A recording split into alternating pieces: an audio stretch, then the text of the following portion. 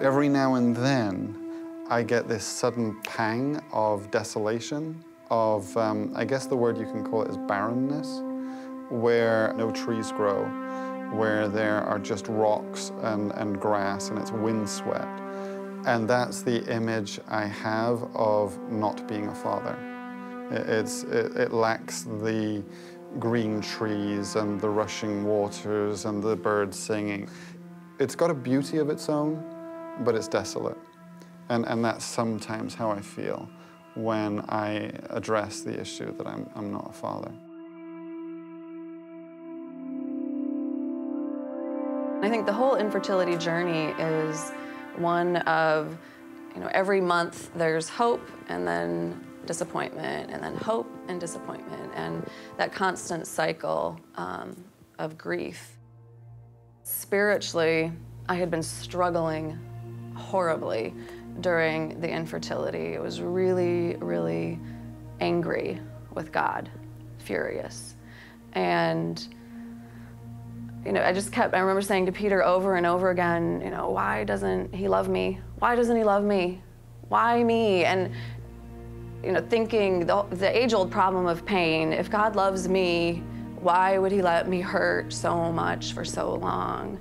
And do I really want to love a God like that? Kelly became really angry, and I became distressed at her anger. What happened during those times is I found I had a personal responsibility to God, and I had to bring an authentic heart to God. You see them in the book of Psalms and places like that, where there's real anguish, there's real suffering, and you have to feel free just to say exactly what's on your mind. God, this happened today. This is how I really feel about it. I know that you want to work in this situation in some way. Show me what that is.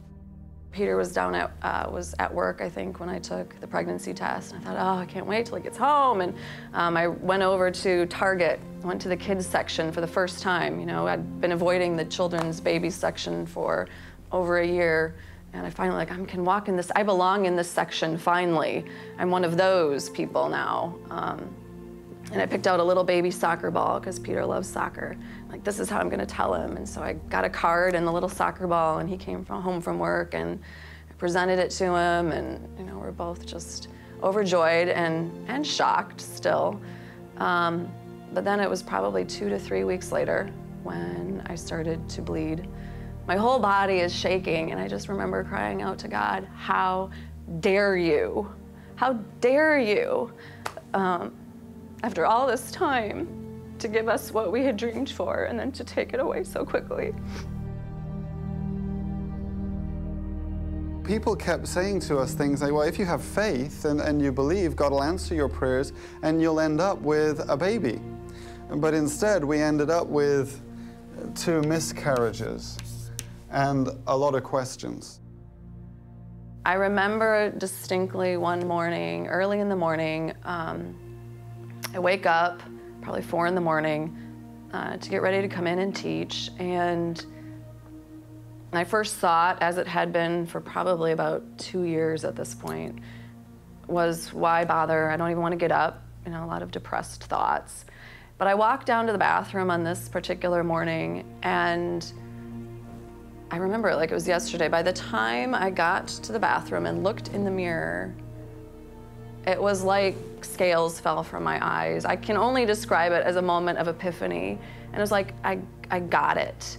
I got that God wasn't out to get me, as I had been thinking, but that he loved me enough to pursue me to the point of even a miscarriage. Not that he caused it or that he wanted it to happen, but he kept pursuing me through all of that.